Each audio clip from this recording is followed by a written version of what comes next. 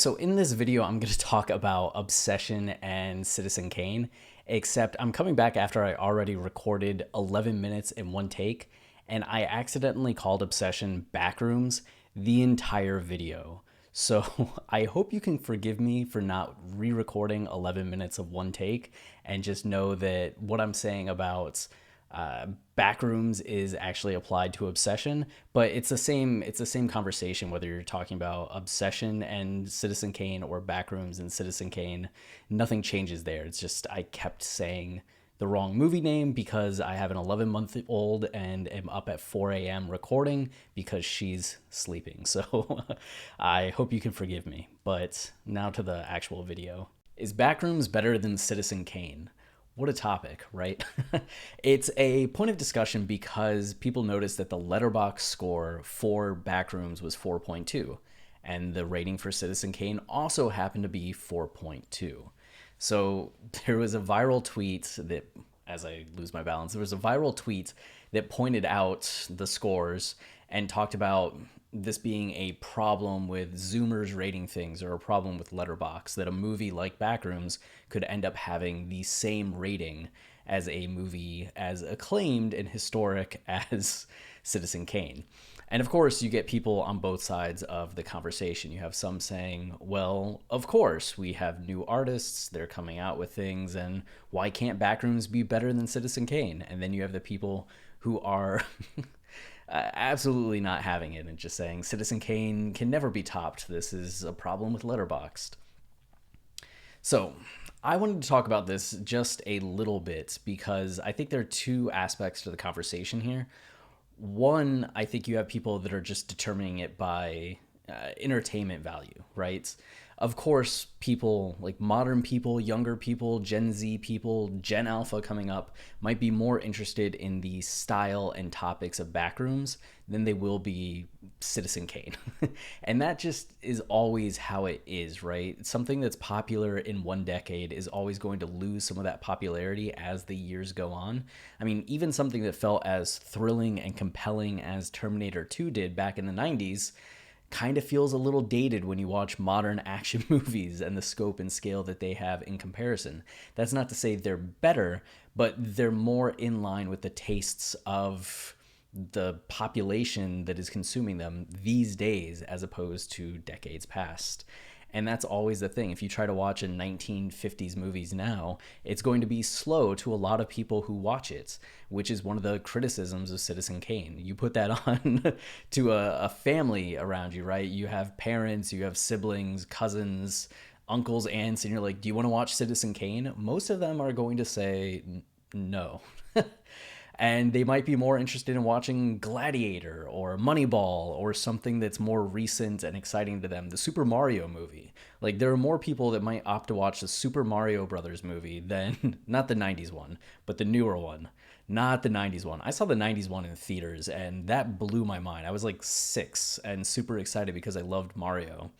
And that movie that's a weird movie. The new one's much more appropriate.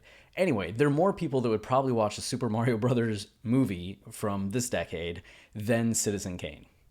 That's just how it is. Same thing with Stanley Kubrick films. There are more people that would probably watch, I don't know, Sheep Detective than would watch 2001: A Space Odyssey. It hurts my heart to say that, but that's just the nature of things. So you have people on Letterboxd who are scoring movies like Backrooms based on the entertainment value and how much it appeals to them, how cutting edge it feels to them, how cool it is to them. On the other hand, then, you have the historical nature of a film and the importance of that film. One of the reasons Citizen Kane still enjoys a 4.2 rating, even though it might bore a lot of people who watch it, is that it is a very important artistic achievement, right? It's not just the story and the entertainment value of that movie. It's what Orson Welles was doing with the narrative, the storytelling, the mise en scène, the filming techniques, the visual, like everything that was going on in that movie felt like a level up for film as a whole. Maybe that's kind of dramatizing it a bit much. It's just, we're talking about technique, cinematic language, and narrative language, and how those things are employed. And there are always levels to that, right? If you go and read a children's book, it's going to be very simplistic in the writing. If you then go and read the Da Vinci Code, it's going to be kind of like a children's book. I I know. That's mean to the Da Vinci Code and people who like the Da Vinci Code, but also it sucks when it comes to the writing. It's made for a wide audience, so the sentence structure is simplistic, the vocabulary is simplistic, the characters are simplistic and easy to follow, and it has a plot that is fun and exciting and makes a page turner, but it's not art, right? It's not challenging on the level of prose and poetry and combining those things and playing with the history of literature in the same way that James Joyce did with Ulysses, right?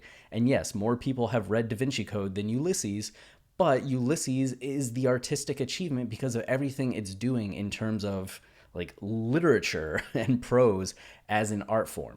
And that's what Orson Welles was doing with Citizen Kane. That's what a movie like 2001: A Space Odyssey is doing. It is playing with cinematic language and the form of film itself and doing something special that wasn't just relevant at the time, but is relevant all these years later. If you watch a modern blockbuster Marvel movie and then go and watch Citizen Kane, and you have any appreciation for film as an artistic medium, you are going to be blown away by some of the shots and things you're witnessing in Citizen Kane. As boring as it might be, it today is still like more impressive than a majority of the films you are going to see.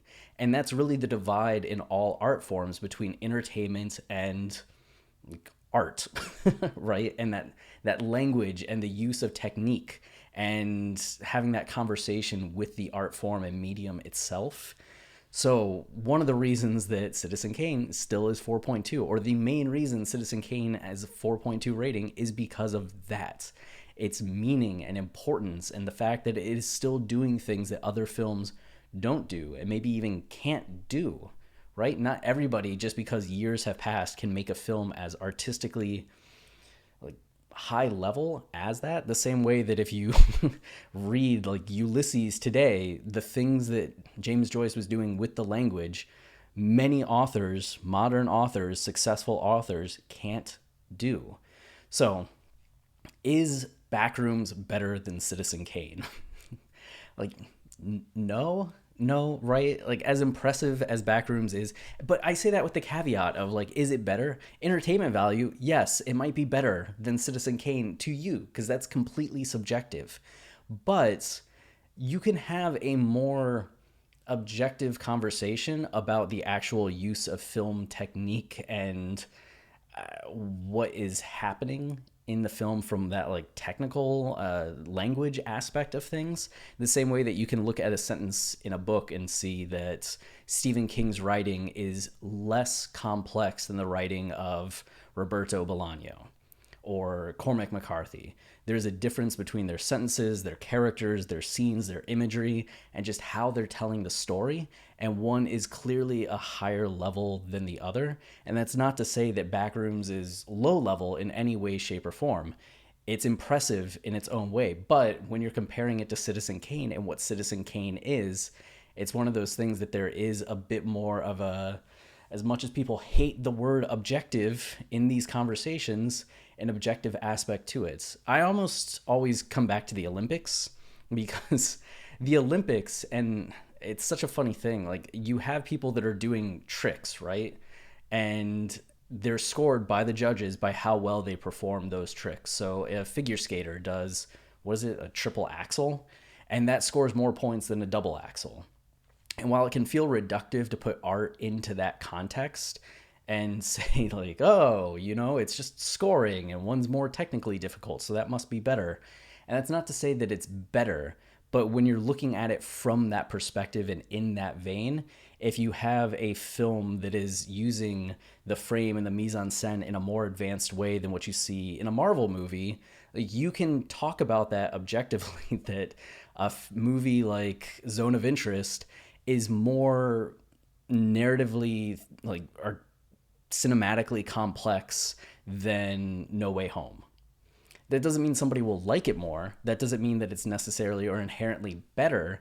It just means that when we're talking about the artistic language, that Zone of Interest is more complex and has a higher degree of difficulty to make than something like the Marvel movie from an artistic perspective. When we're just talking like production value, whoo no, I mean, those Marvel films and blockbusters in general are so hard to put together because of the scope and scale. So it's not to say that there's no artistry at all to those films.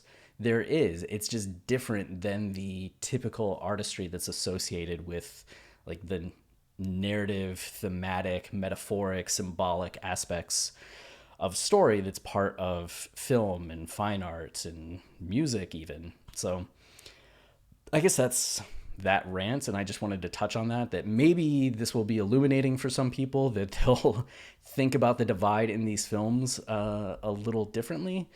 I don't know how it'll affect Letterboxd ratings. That's not something that you can ever control or account for. And if you're getting upset about Letterboxd ratings, I mean, there's not much you can do.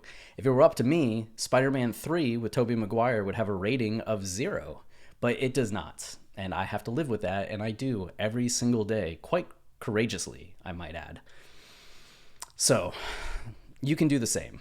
I believe in you. If you're upset about Letterboxd ratings at all, ever, don't be. But there is an interesting conversation and an interesting perspective to have on the fact that there's constantly going to be this divide between the subjective enjoyment people get from a film versus the more objective impressiveness that people get from the film as a work of art in that way, and looking at what it's actually saying and doing in the language of the medium. How pretentious. How pretentious. But hopefully enjoyable. Until next time. Cheers.